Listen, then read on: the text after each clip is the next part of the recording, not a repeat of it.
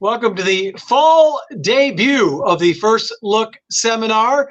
And we were going to have a late pick five late pick five preview show. But Gino Bacola, we have a carryover on opening day going into a big Saturday here at Santa Anita. And not only that, there is so much going on this weekend with the Winning Your Ins and plenty to look forward to, Gino. Man, it's a short meet with the auto meet coming up, but they pack it all in right away today. The new wager started, the Sunset Six, which is going to accompany the Coast to Coast Pick 5 wagers that we love. You can get more info about those on the website. Tomorrow, 5 graded stakes races at Santa Anita. We're going to be talking about a couple of them. I think 4 of them within the sequence that we discussed, the Pick 6 sequence. I mean, there are just so many different wagers. Everything is low takeout. It's for the bettors. It's for better friendly. And then, Chappie, how about the free contests that are back, like Showviver and the Pick'em contest that we love, that combines the sports games on Saturdays and Sundays with the races. So I love these weekends. I kick back, my feet up. I got a lot of action on tomorrow and on Sunday. A lot of action. And I don't know who's the hardest working man in show business, Gino, you or the man right below you from HHH Racing Podcast, our man Howard Kravitz. Howard, welcome back, my friend. And every time I turn on YouTube, you're on there. I don't know how you ever sleep. And somehow I fit in full-time high school math teaching, year 29, by the way. How you guys doing? Very excited to be back for Santa Anita in the fall meet. 2 carryovers, guys. I just checked my phone. Pick 6 tomorrow at Santa Anita, 24 grand approximately. And the Sunset Pick 6, the $1 Pick 6, also carried over today. There's 12,700 in that pool tomorrow. Of course, a new bet, last 3 races at Gulfstream and Santa Anita. That is a $1 base. So it is carryover heaven tomorrow on the West Coast. That's right. And we loved having you back as a partner there, Howard. And you guys every weekend are covering the late pick 3 and the turf pick 3, which are the player friendly, which are great bets as well. So plenty to look forward to. And then last but not least, the Kings fan, our man Seminar Skip. And welcome back, my friend. What's going on, guys? I missed you. I'm glad to be back. And this meet, the old oak tree meet. I love it. Like Gino said, a short meet, but an awful good one. And got a great card tomorrow. And I'm looking forward to this carryover and hopefully taking that thing down. No doubt. And I'll tell you one thing before we get started. It's been very, very warm in Southern California. But this weekend, we are in the upper 70s to maybe 80 all weekend, and it is a welcome relief from the heat. And we've had some odd humidity lately, which we never get out here. But I shouldn't be complaining. The weather is always great. So let's get started. Skip, I'm going to start with you. Now, we are going to race 5 because we are going to cover the pick 6, obviously, with the carryover. We've got a bunch of maidens going 6 furlongs. Bob Baffert has a couple on the rail and the 2-hole, the Providence, at the even money favorite on the morning line. What do you think here to kick us off, Skipper? I'm not going to get real cute with this one. I'm going to single Providence. This horse had a brutal trip, racing a mile at Del Mar first out. It was off slow. It had a really wide trip. Going in the first turn was wide. The backstretch was wide. Going in the far turn, it made this big move. It actually maybe got ahead in front. Understandably got tired late, got beat by a nice horse that Intrepido of Jeff Mullins's that I know that they like. That was a really good race considering the trouble and the wide trip. So I love the way that this horse has come back to work. That last one, September 20th, 46 and 3 out of the gate. It never lets a horse by. It looks like, maybe the horse on the outside is going to go by it. But the last 3 works. This horse just keeps finding and just won't let a horse by. So I'm going to single the 1. The only other one that I would maybe mention would be the 5 of Mark Glatt. This horse broke from the rail also at Del Mar. And it broke slow. It kind of squeezed at the start. Then they kind of shoved it from the rail. Got tired late. If you're going to maybe use a couple, maybe you want to throw in the 5. But I'm going to single the 1. Well, he's talking about that horse. That's the one that I'm going to use too. The Plagiarist, who he just mentioned, coming out of the race. That's the key with Christofferson. This is a horse who had legitimate trouble, drew the rail. A lot of the things that Skippy was just pointing out, right? You go inside to outside. Also, if you notice coming out of that race, this horse has really stepped up in the mornings after the race. And if you watch the most recent work on September the 22nd, you can watch it on first.tv. It's actually the best work that this horse has had so far. So now coming out of that debut, maybe this guy is starting to figure things out.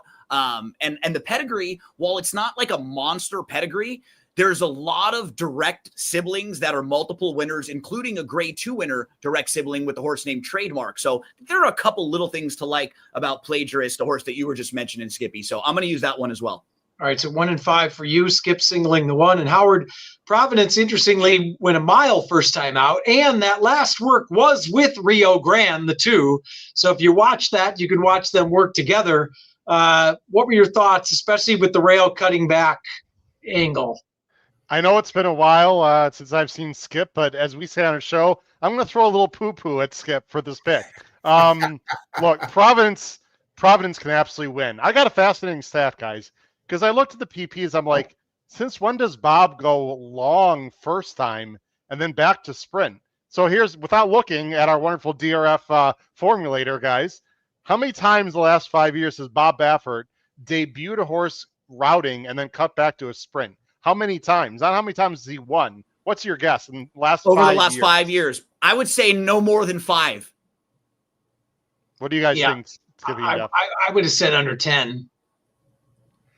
It is 5, and he has Wow. not won. He's not won. He finished 2nd, 3rd, 4th, 8th, and 9th doing this. This is a weird move. This is by the way, Providence's first baby out of Monomoy Girl, of course, who went long. I watched that work, Skip, and it was fast by the time, but that horse broke slow again and was actually breaking from the rail in that work. Right. This is a weird spot for me. I know Yeah. Providence can win by 3 or 4. I'm a little bit against him, guys. I think Army Man is serious horse. The number 4, first timer for McCarthy. I do not know who's going to be riding because of the Paco suspension. Army Man is bred to be fast, has been working fast, a B+ workout last time according to the DRF clockers. And I just don't trust Providence here in this spot for all the reasons I said. I like Plagiarist too. I'm going 4-1-5. I'm going to use all 3. I cannot single Providence here in this spot. I could be proven wrong. We'll see. I'm kind of on Army Man as well. And, the work 2 back on September 14th, maybe second best, but that was with Bust Out, who won impressively at Los Al last weekend. And then the last work was with another first-time starter, but I thought improved quite a bit. And I like the outside draw. And I get what you guys are saying with Plagiarist as well. I'm kind of 4-5 against the 2 Bafferts, but we shall see. That's why we do this. All right. Skippy's got a single. We're already telling him he's crazy, Howard. Chuck I like him it. out. Welcome Why back, do you Howard. guys think he's turning? Why do you guys think he's turning back? I mean, I haven't looked at the condition book. There's got to be a 2-turn 2-year-old race, in the books. I just find this odd. That's all. Because just to kind of go on your point a little bit more, generally, if you saw Bob Baffert or most trainers do that, right away you would think this horse isn't as quick early and they just don't think they're ready to run in a sprint, right? So why, after that one race, would you go long and then cut back? That's just Baffert almost never does that, right? Like if he goes long with the horse, he's going to stay long or he'll build them up. Even if he doesn't think they're ready to go, you see him get a 6 furlong or a 6.5 and then a mile. So it was a really good point, Howard, just to mention it, because you're right. You just don't see it very often. Nope. Yeah. Real last thing before we move on. So Paco is definitely not. I didn't know if he was appealing that and he was still running, or I had no idea. He's not running tomorrow. He's not coming out. They are appealing, but it's not going to have an effect on what's going to happen this weekend. Yeah. Oh, okay. Got it. All right. So TBD on that one.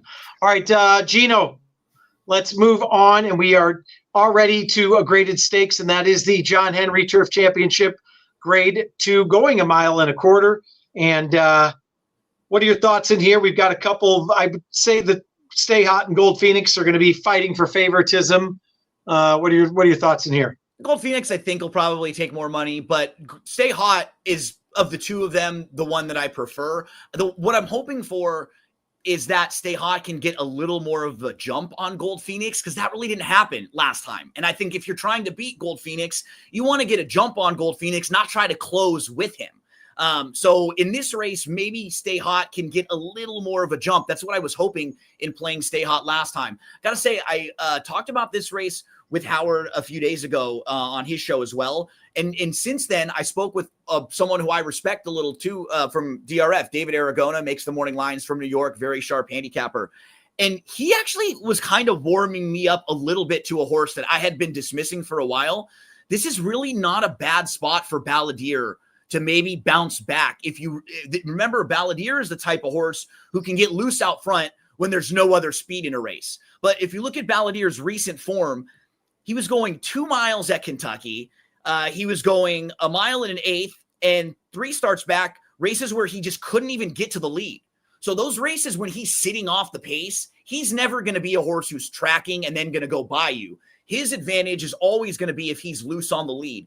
If you're looking at this race and you're not just dead set on those two, because I think so many people will use those two or just a combination of Stay Hot and Gold Phoenix, I didn't really love anybody else in the race. And I can understand making a case for that horse loose on the lead if those two horses are sucked back a little bit. So that's maybe a long shot to at least use underneath or think about if you're wanting to go deeper. But I'm going to give Stay Hot one more shot against Gold Phoenix in that rematch. I would think Stay Hot would get the jump this time on Gold Phoenix, and there does look like to be enough pace. Interestingly enough, we had Frank Miramati on a couple times on the radio show in the morning. And remember, Skip, he gave a big blow to David Aragona, saying he's one of the sharpest handicappers he's ever met. He talked about him for 5 minutes on the show. So interesting enough to take a look at maybe Balladeer a second time. Howard, what are your thoughts in here? Guys, I like Stay Hot quite a bit here. And like I said, we had Gino on Great Race Plays, our show on Thursday nights. Check it out, 9:30 Eastern, where we, like you said, cover the Altar Pick 3 and the Late Pick 3. Guys, Gold Phoenix for several years does exactly what he does, which is run unbelievably in the Del Mar handicap. What, he's won 3 in a row or something incredibly. And then he doesn't run as and then he doesn't run as well in this race, because he's basically prepping for the Breeders' Cup. I mean, he much prefers the beaches of Del Mar over the mountains of the San Gabriels. He is obviously uber talented and an unbelievable training job by D'Amato, but this is not a race that Little Red Feather points this horse to. So I think he's just in there to run around. Yeah. He might win anyway because of his talent, but I like Stay Hot quite a bit. And I'm not a big Mike Smith guy going long on the turf in general, but this there's not a lot in here other than those two. I guess Mondego could be a factor. I like Stay Hot quite a bit. I'm going 6, 5, 7. And if Gold Phoenix wins, I'm probably going to be out of the pick 6, to be honest. Skipper, I know you've been a big Stay Hot fan. I kind of agree with everything Howard just said. I think this is the spot for Stay Hot. What are your thoughts? Yeah, I've been a big Mondego fan. Remember yes, that you have. We went to Vegas and they actually scratched it opening day at Del Mar when we were doing the show out there. But when McCarthy took over the training, that June 8th race was sneaky good. I loved that replay, and that's why I loved it back opening day at Del Mar. They scratched it. It came back, and it had a great trip staying on the rail. I was so mad at Kimura. I'm like, what are you doing? You're sitting back there because we took the train down, and I gave it out to a couple people on the train. I said, bet Mondego. And anyway, so Horsey, he ended up being a great ride. He stayed on the rail. He got up late, galloped out really good. This horse wants to run all day long. Last time, I couldn't believe it went off at 34-1. I bet it across the board. I bet it for a few people at the track to win. And I'm telling you, this horse was loaded again on the turn. Kimura was sitting back. I'm like, let this horse go, let it go. And I wish he kind of would have, it's easy for me to say because I'm not a jockey. These guys do an unbelievable job.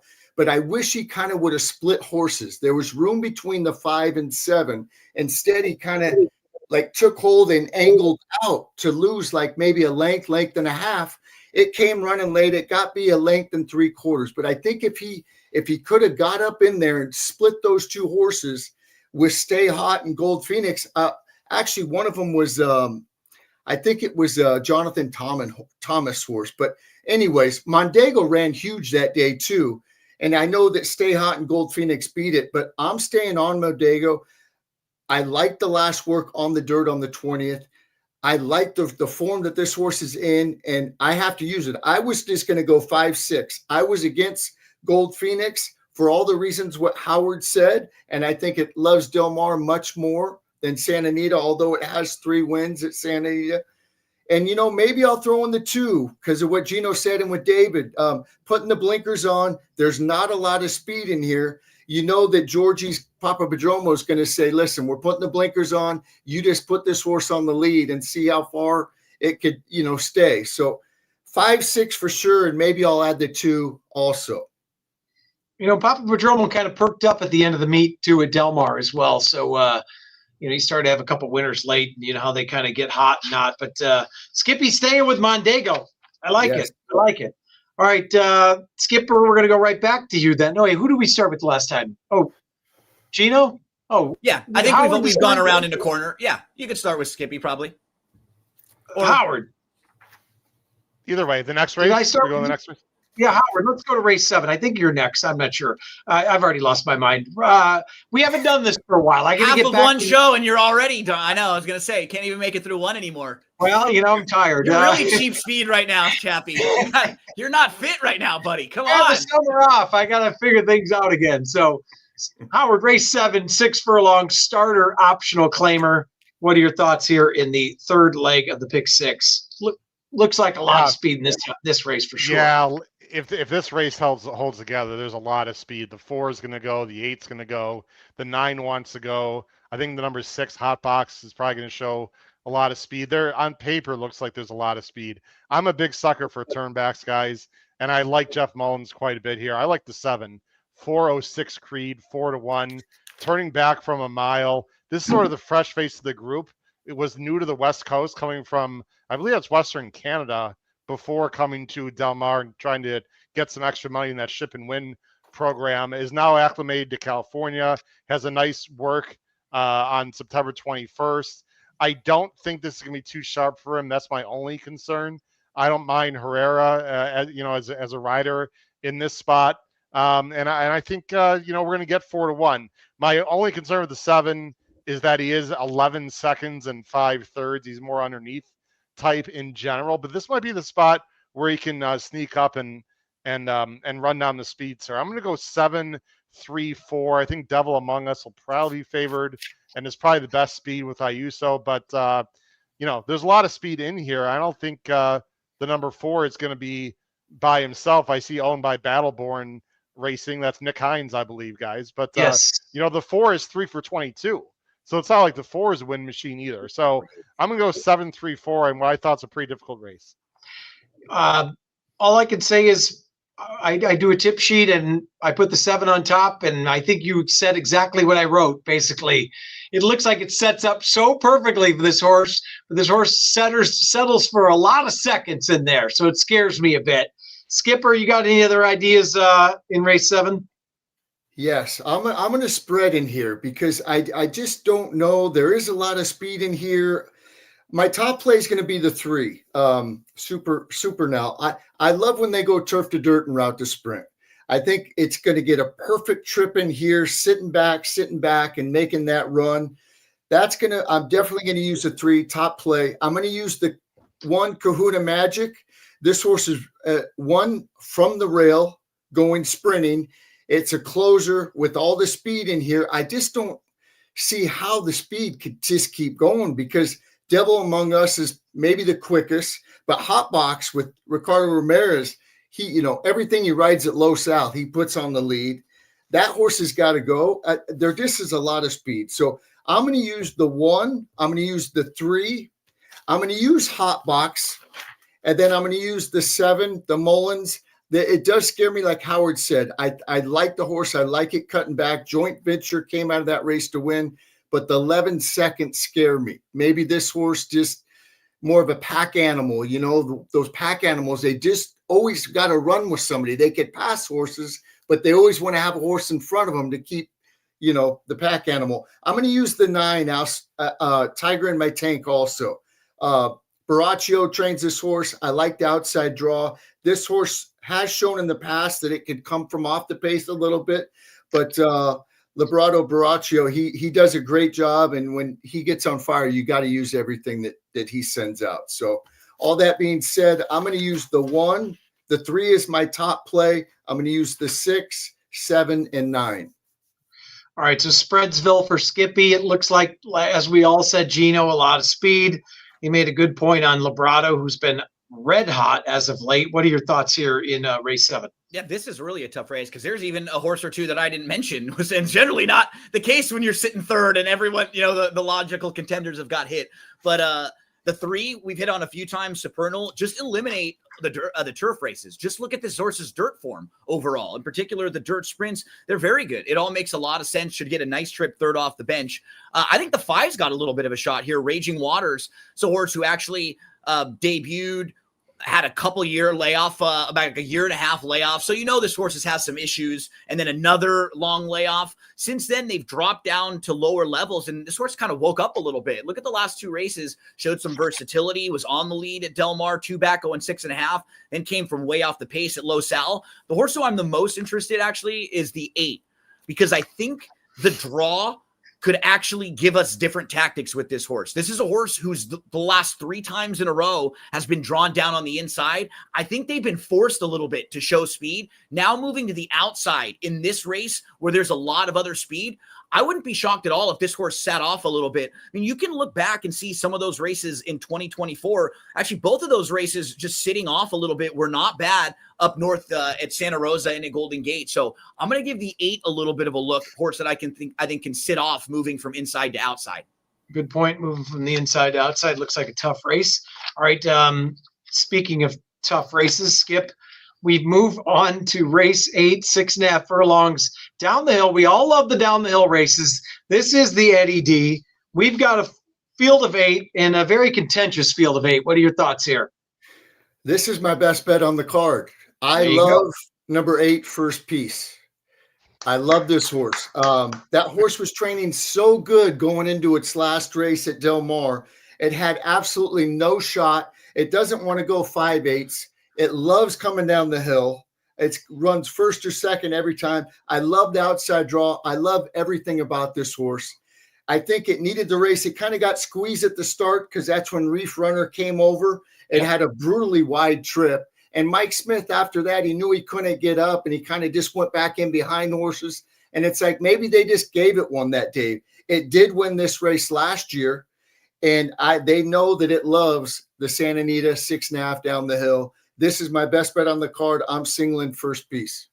Signaling First Piece, 9-2. That is my top pick as well. Howard's already doing a standing ovation, so I know that's his top pick. Gino, what are your thoughts here in the 8th race? Yeah, I respect the outside runner quite a bit, First Piece. The only issue that I have is I actually just think there are maybe 2 or 3 other really interesting horses in the race as well. Like, I don't knock anything that Skippy was saying, but how about Beyond Brilliant, who comes out of that same race? Look at Beyond Brilliant. This is a horse who's a former Grade 1 winner, multiple graded stakes winner. This horse had a 22-month break and is now going to make the 4th start back off the long layoff. And look at the way the progression has happened off the bench. A couple races going a mile.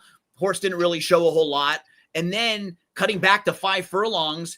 This horse can't go 5 furlongs. That's way too short. But was following Reef Runner up the rail, was absolutely flying. Now going to 6.5 furlongs. That could be perfect for Beyond Brilliant. I mean, what's wrong with the 2? Nesso's Last Hurrah. This horse has been in the money, 11 of 13, has won 5 of the last 8 races with 2 seconds and a third, has speed, can sit off a little bit, going to make the 3rd start of the form cycle. We talk about always liking horses with this running style, with the speed going a mile, and then they cut back going 6.5 down the hill.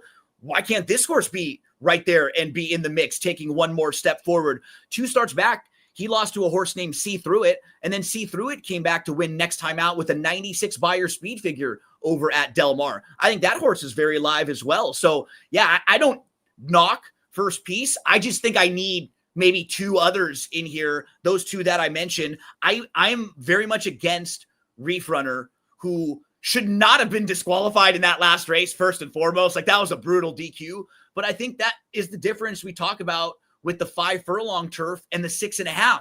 That's a big difference going down the hill versus that flat 5 furlongs. And that's all that Reef Runner has ever done. First 2 starts were 6.5 and 7 on the dirt. Since then, every race has been 5 and 5.5 furlongs. And I think only one, the wins came at 5.5. All the others were even at the straight 5. Howard, are we singling here as well, like Skipper? Skip's my new best friend. I'll tell you what, guys. I love You First hated Piece him at the here. beginning of the show. No, I know, but look, sometimes you love, sometimes you hate. That's the way it goes here. I don't need to expound on what Skip said. Everything that Skip said is exactly right. You have to take stands in this game, and in the pick six, I'm probably going to single First Piece. Glatt last 5 years, guys, second off the layoff after 6 months to 1 year. How about 22% off of long layoffs? Second off the layoff. That last race, Skip already mentioned it. First Piece had no chance after the first 3 steps of that race and just ran on. Probably needed the race anyway. Probably wants to go longer anyway. If Smith works out the right trip, this is in Mark Glatt, I trust. I think First Piece is tons the class in this race unless someone really steps up. I agree completely with Gino on the reef runner situation. I suppose he can win, but I'm against him for all those reasons. I am all in here on First Piece, at least horizontally in my larger plays. All right. I'm 2, 4, 5, 6, 8. Gino's using a couple, and the bottom 2 are singling here. I like it. All right, Gino, back to you. We are on to race 9. This is the Grade 1 Goodwood, and expect to get a lot of play, obviously, out of First Mission and Full Serrano. Do you see anything else besides those 2? Yeah, I'm going to use at least one other horse. Those are the 2 horses to beat for sure. The 4 First Mission, he's a multiple graded stakes winner. He looks really good on paper. His first 3 races this year, they're all very, very good. They all make sense. He was his second or third in the Razorback. He was just beat a neck. That was his first start since August. No knocks on that one. Comes back and wins the Oaklawn Handicap. Awesome effort. 109 buyer. Really good effort. Then the Stephen Foster, third behind Mindframe and Sierra Leone. I have no issue with that. Those are maybe the top 2 older horses, if not 2 of the top 3 to 5. That last race was so disappointing as the heavy favorite at Monmouth Park with absolutely no excuses. He did not look comfortable throughout that race. He was needing to be asked way more than normal just to keep up early on in the race. When Surface to Air came up to him, he went right past him. And then this guy tried to battle back a little bit. And that's what's really scary to me about playing him in here, because on paper, he's much more accomplished than everybody else in the field. Maybe you want to say Full Serrano, who won the Breeders' Cup Dirt Mile, but overall, he's got a very good body of work from the last couple years. That is a scary race to play a horse off of who's going to be less than 2 to 1. So I'm a little worried. I do respect the speed of the outside of Full Serrano, but the horse that I like in here a little bit is Nevada Beach, the number 5. I think this horse has a massive, massive shot in here, because if Full Serrano gets beat, I think one of the Baffert horses goes with him early. Maybe it's Taming, maybe it's Privman. There are 3 of them in here. I hope that they're quick enough to keep up with Full Serrano early, because he's very fast. He might just be faster than them, even if they're going at it their best.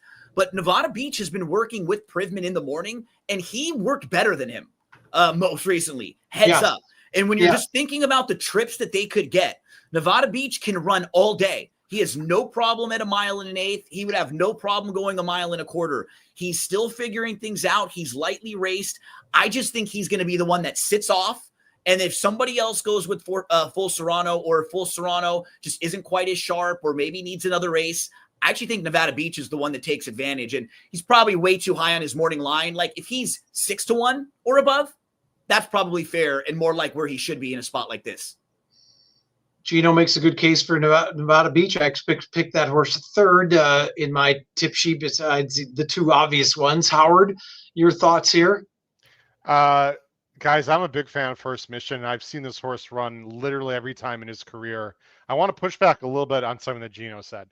I like Florent Drew in general, and I don't like to rip on jockeys because they have a very dangerous, tough job. That was an awful ride last time. He had to go to lead. It was a small field. There was not a lot of speed in the race. He walked the dog for no real reason, and then Service to Air made a quick move. Almost, if you're a fan of harness racing, Service to Air made a brush to the lead, and Flo didn't even see it happen until it was too late. First Mission is not a push button horse. It takes him a little bit while to get going. He's more a little bit one pace, and if you look really carefully at First Mission's PPs, gentlemen, he is much better tracking off the lead. He is not best on the lead. And in this race, there's no way he's going to have the lead with all this speed. Unless he doesn't take to the San Anita surface, I think he's a very, very likely winner. I think he's much better than he's shown. I do not lately. I don't know who's riding, but if he's a few lengths off, stalking the speed, I think he's tons the class here, unless Full Serrano gets loose. If he gets loose, obviously he can win. I'm not getting cute. To me, it's one of those two. And I'm just going to chalk out with First Mission, who, again, I think has not gotten very good rides in his last two. It is much better than it looks on paper. All right. Good info. Skipper, what are your thoughts here? Full Serrano is definitely going to be on my ticket. That race, listen, I know it didn't beat anything, but the way that it did it was very, very impressive. Sadler was talking about maybe if this horse was okay, that they were going to run it in the Pacific Classic. Obviously, that didn't happen. It should improve off that race. I don't like the outside draw with all the Baffords. One of them are going to try to go. Maybe Full Serrano's too good or too fast. I'm going to use First Mission also.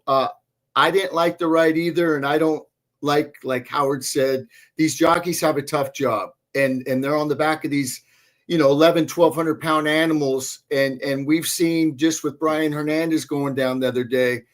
I mean, I give him a lot of credit. Now the gambler sometimes comes out and says, "Oh, I wish they would have done this. I wish I would have done that." Well, it's easy for me to say. I'm not on the back of that horse, but I like Giroux off. I don't have luck with Giroux. I'm not. He wins races. He's a great jockey. He's just a guy I don't have luck with. I'm going to use the 4 also. The other one that I'm going to add is the 2, Ultimate Gamble. This horse, the best races seem to be over Santa Anita. Last time got beat by Fierceness and Journalism. Better. I'm going to use it. I think maybe this horse could get a good trip. And the price, I know is going to be right, because I think everybody's going to be on the 7 and maybe First Mission also. I'm going to go 2, 4, 7 in here, and maybe the 7 or the 2 could, I don't know. Or I'm going 2, 4, 7. 2, 4, 7. Yeah, I think Full Serrano is very talented. You got to think Privman's going to be the one that sends, right, as well. I mean, of the 3, especially with what we've seen from him kind of struggling later in races where he's lugging in and stuff. I think for him, you probably want to go and not try to save with him. Right. Full Serrano's going to have his work cut out for him, because one of these horses is going to go 22 flat with him on the lead. So it's going to be a very interesting tactical race. He would be a cool horse to have in the Breeders' Cup Classic, Full Serrano, if he wins this race and then gets in there, because with his speed, he throws a wrench into a lot of things, and he could set it up for horses off the pace and just make things difficult when you just think there's probably not that many really fast horses that are in the group right now that you think about in the Breeders' Cup Classic. A lot of like stalkers come from off the pace type horses. So he could be fun to add into the mix if they were to win this race and go there. Hey guys, is there a world in which Full Serrano is favored over First Mission in this race? Sure. I think there is. Absolutely. Yeah. And if Full Serrano is 6-5 and First Mission is that 8-5, unreasonable, irresponsible wager. Well, and let me say, as someone to me 8-5 is for me. This is just my opinion. 8-5 is value on First Mission in this race, in my opinion. And someone who doesn't love First Mission as much coming off that race and just the overall body work, knowing who he is.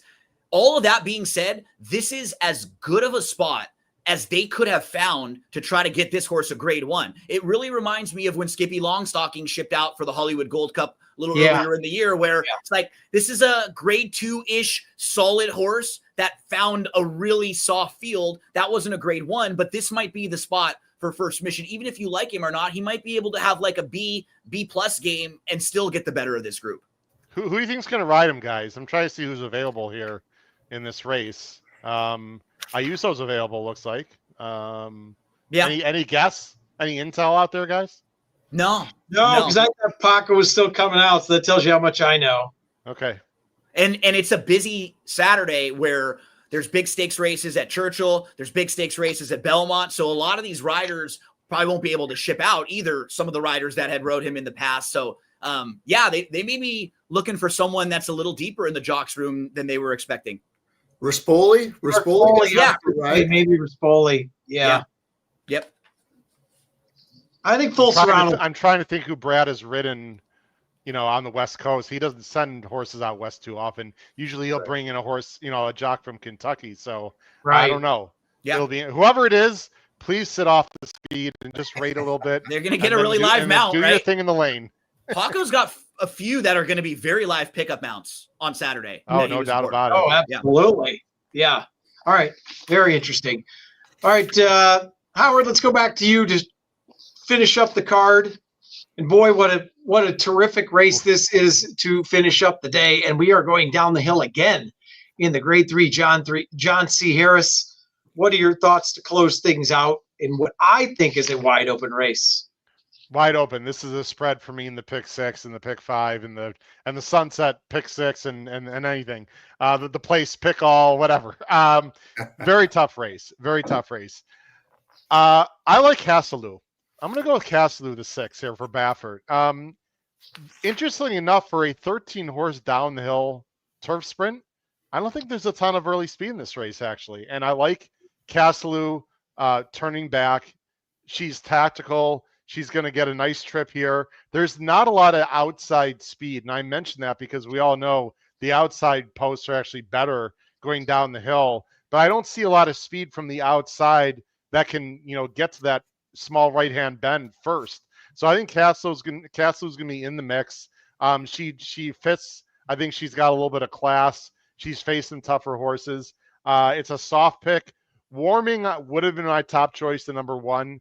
But I don't like the 7-2 morning line. She had a ridiculous trip last time. If you watch that replay against Mayday Ready and better horses out east, she got steady like 3 or 4 times, guys. And then she was facing Fione, 2 back. I mean, Warming is probably the horse to beat. And we know Gino and I talked how good Grand Motion's been shipping horses out to Santa Anita. But guys, this horse is going to be like 5-2 in a wide open field. Like from the rail, coming from way out of it. Right. Going 6.5, never been down the hill. Like there's just a lot of question marks. I'm going, I'm using Warming. I'm going 6-1-4.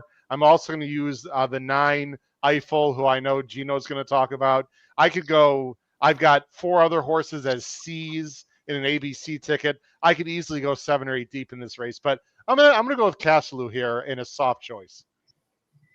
Skipper, many ways to go here. What are your thoughts in this wide open full field to end the day? It's a spread race for me too. So I got to map the ticket out where I could afford them all. The 1 is a horse to beat. Bad trip last time, pulled hard. Those are much better races than what it's in right now. But it is coming down the hill the first time, breaking from the rail. But when Grand Motion, Howard said it, when he ships out, he means business. I mean, the wins. Last year is 5 for 15. And he won both of the graded stakes races at Del Mar for the fillies that he shipped out. So he just has a really good sense of where these horses fit, especially in the graded stakes races. Right. I'm going to use the 4, Innovative. This horse, it got beat at 2 back with Thought Process. That's a really good D'Amato horse, as we all know out here, and Howard knows too. I think this horse will like coming down the hill. Like Gino said, we always like a horse that kind of does that mile, runs really good in a mile, and this kind of sets up. It's not like a 6.5 furlong. It's more like a mile type race, and I think the 4 will really like the layout here. Castleloo, you got to use. Loves Santa Anita, has run very well coming down the hill.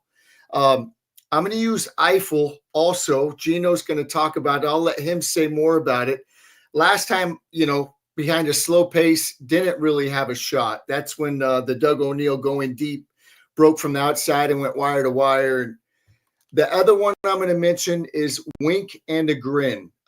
This is my sneaky one. This one, I know it's a Calbred going against Open. I love that Hector Barrios stays on this one or jumps back on this one over some other ones. Like Santa Anita Turf, Wink and a Grin is my price play. I mean, it's only 6-1, but so those are the ones I'm going to go. I'm going to go 1, 4, 6, 9, and 11. Okay, 1, 4, 6, 9, 11. I agree with you. And wink and a grin. Interesting because Barrios looked like he had plenty of options there, and he chose the 11. And I think the other sneaky one is the outside horse, Me So Fancy for Leonard Powell at a big giant price. Gino, talk to us about Eiffel and anything else you like.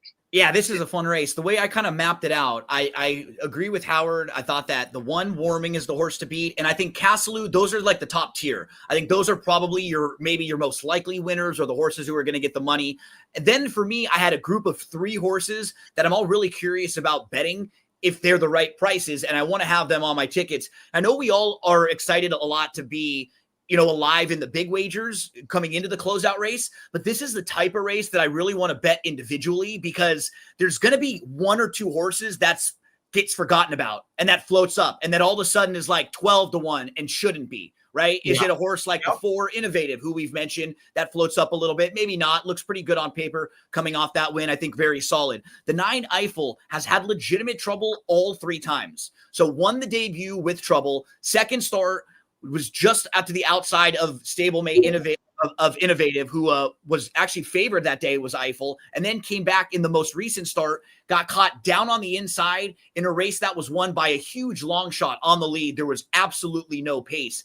And I know it's down the hill on the turf, but if you look at the horses in the mornings, this horse is really good in the mornings. Like, I think there's some serious ability, and I would not be shocked to see like a bust out performance from Eiffel at some point. So the 9's on the ticket. The only one that actually has not been mentioned that I've really started to warm up more to is the 8, Favor to You. So just cross out the 2 races going long on the turf. And now all of a sudden you see 4 pretty good turf sprints. And remember, if you think about what Phil D'Amato was with this horse, he was kind of stuck because this horse isn't a 5 furlong horse. So throughout Del Mar, he didn't really have a place to run this horse going 5 furlongs. So he tried to go to Ellis to get 5.5. And I mean, look at the fractions that day. They were flying, but at Ellis Park, that turf course plays really quickly. If you look throughout the day, almost all of those races were won on the lead by horses who were doing that, going really quick. Nobody was passing afterwards. She was one of a few horses that actually passed horses that day, came closing, and I could see 6.5 being really, really kind to this filly. So I had the 4, 8, and 9 as the 3 horses I'm the most interested in. Can one of those horses be, 10-1 because the other horses get bet? If that happens, that might be the one that I play to win on the end. But those 3 will be in a lot of my exotics to try to close out. Well, it looks like a terrific card once again. We have the nice pick 6 carryover leading into a great weekend. And Howard, before we take off, tell us a little bit more about the HHH Racing Podcast, where they can find you, how they can subscribe, all the good stuff. Thanks a lot. We've got live shows on Tuesday, Wednesday, Thursdays, and now Saturdays called Weekend Warriors, which tomorrow, as we're filming it Fridays, on at 2:30 Eastern. We show and have live racing, the audio, including Santa Anita. So we'll be showing that as well. You can just simply go to our YouTube channel. In the search bar, type in HHH Racing Podcast. We've got a great website, hhhracingpodcast.com. You're familiar with our Power Pick tip sheet, which is very affordable, very inexpensive, very profitable. Check it out on our website. You can find us a lot of places. I'm on X as well at HHH Racing Pod. So I'm very proud of the podcast, coming up on 5 years now and almost 1 million views, Chappie, coming up. And very happy that Santa Anita has re-upped again with us for the partnership here for the fall and hopefully for the big winter and spring meet as well. Well, you guys do a great job. You're obviously, growing tremendously, and you guys put in a lot of work on the show. So you got a lot of sharp minds on that show, and it's terrific. So you can catch Skip and I tomorrow morning from 8 to 9 Pacific time on the Morning Line Sports Show at AM 830, AM830.net, or the Angels radio app. And Gino, tell us about everything going on tomorrow and leading into the entire weekend. I mean, if I got through everything, that would be a full podcast in itself, right, Chappie? But we're going to be focused in on the Sunset 6, that new wager with the carryover in the pick 6 at Santa Anita, coast to coast pick 5. Don't forget about those $3 turf pick 3s, the pick'em contest. Pick'em.santanita.com. You want to check those out as well. And a great handicapping helper for you while you're handicapping the races and you're looking around. Throw this on in the background. We started a new interview series at DRF called Off the Track Podcast, and it's not gambling specific races. It's talking to jockeys and owners and trainers about their stories. We get into like the ups and the downs, positives, everything. I just recorded one with Miguel Clement, which was very emotional, right? You're talking about the loss that he had with his dad and how right away then he's in the winner's circle. It's like that's an exciting moment for him, but he's so sad because dad's not around, and that's going to roll on Monday. So if you're interested and you get to know a lot more about these people who you see their names, but a lot of times you've never even heard them talk. And he said if he wasn't a trainer, he thinks he might be a male model or in some of the beauty pageants like his wife, Acacia. So that's a little bit of a tease there for that one also. Hey, he takes after me. All right, gentlemen, want to thank you so much. Everybody, good luck this weekend, and in honor of Howard being on, crush your bets this weekend. Thanks, guys. Appreciate it. See you next week. Everyone. Good luck, everyone.